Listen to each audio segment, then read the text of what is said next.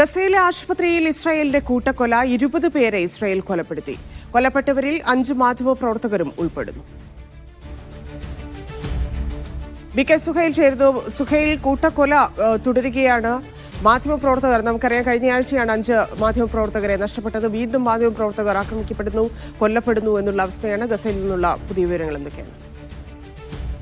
ഇപ്പോൾ ഏറ്റവും ദയനീയമായിട്ടുള്ള ദൃശ്യങ്ങൾ ഖാൻ യൂനിസിലെ നാസർ ആശുപത്രിയിൽ നിന്ന് വരികയാണ്.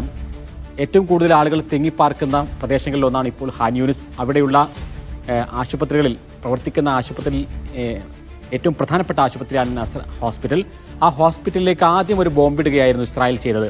ആ സമയത്ത് അവിടെയുള്ള പ്രധാനപ്പെട്ട മാധ്യമപ്രവർത്തകരെല്ലാം തന്നെ അവിടേക്ക് കുതിച്ചെത്തുകയും അവിടെയുള്ള വീഡിയോ ഷൂട്ട് ചെയ്യുകയും ചെയ്യുന്ന സമയത്താണ് ഈ ഒരു വലിയ ആക്രമണം, കരുതിക്കൂട്ടിയുള്ള ആക്രമണം, ഈ ജേർണലിസ്റ്റുകളെ ലക്ഷ്യം വെച്ചുകൊണ്ടുള്ള ആക്രമണം ഇസ്രായേൽ നടത്തിയിട്ടുള്ളത്.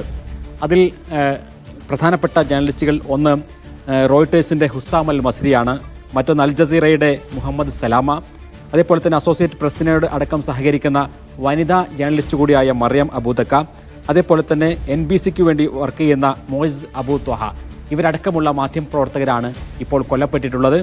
അതിൽ റോയിട്ടേഴ്സിൻ്റെ ഫോട്ടോ ജേർണലിസ്റ്റായ ഹുസാം അൽ മസ്രി ലൈവായി അവിടെയുള്ള കാര്യങ്ങൾ ഷൂട്ട് ചെയ്യുന്ന സമയത്താണ്, റോയിട്ടേഴ്സിൽ അത് ലൈവ് പോയിക്കൊണ്ടിരിക്കുകയായിരുന്നു. ആ ഘട്ടത്തിലാണ് ഇസ്രായേലിൻ്റെ ബോംബ് ഫോട്ടോ ജേർണലിസ്റ്റിന് നേരെ വീഴുന്നത്.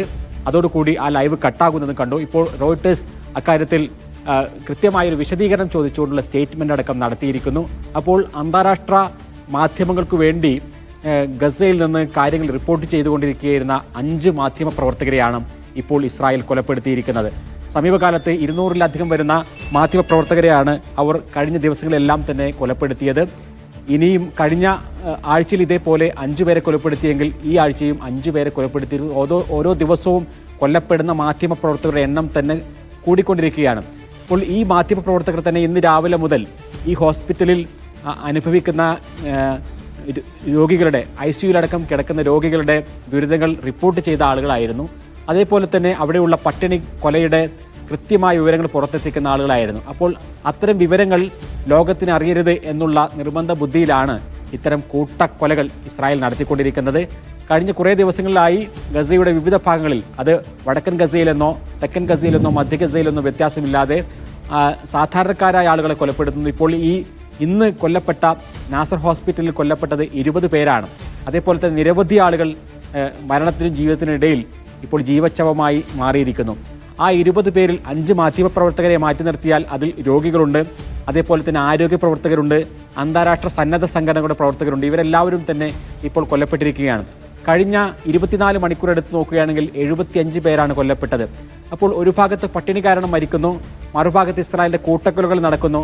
ഈ മേഖലയിൽ നിന്ന്, പ്രത്യേകിച്ചും ഗസ സിറ്റിയിൽ നിന്നും ആളുകളെ മുഴുവനും തെക്കൻ ഗസയിലേക്ക് ആട്ടിപ്പായിക്കാനും ഒരു പരിമിതമായൊരു വൃത്തത്തിനുള്ളിലേക്ക് 21 ലക്ഷം മനുഷ്യരെ ഒതുക്കാനുമുള്ള ശ്രമങ്ങൾ വളരെ തീവ്രമായ രൂപത്തിൽ നടന്നുകൊണ്ടിരിക്കുകയാണ്.